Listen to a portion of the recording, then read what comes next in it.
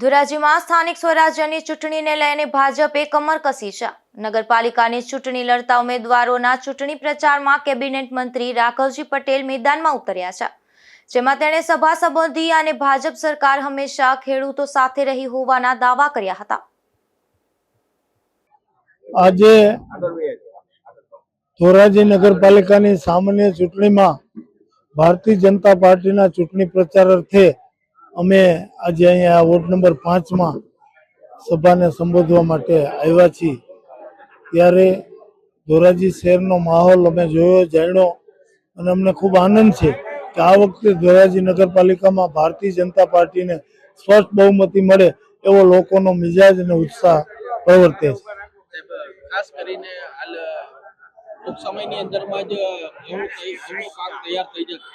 ઘઉંનો પાક તૈયાર થઈ જશે, કઈ રીતના ટેકાના ભાવે ખરીદી લેવાય?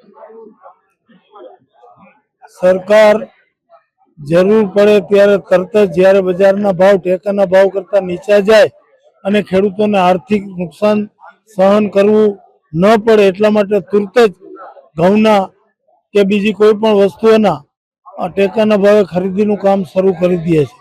ઘઉંની ટેકાના ભાવે જેને વેચવા હોય તેવા ખેડૂતોનું અત્યારે રજીસ્ટ્રેશન ઓનલાઈન ચાલુ છે અને આવા રજીસ્ટર થયેલા ખેડૂતો કે જેણે પોતાના ઘઉં ટેકાના ભાવે વેચવા માટે નોંધણી કરાવી હશે તેવાનો ટૂંક સમયમાં જ ખરીદી તેવા ખેડૂતોની ઘઉંની શરૂ થઈ જશે।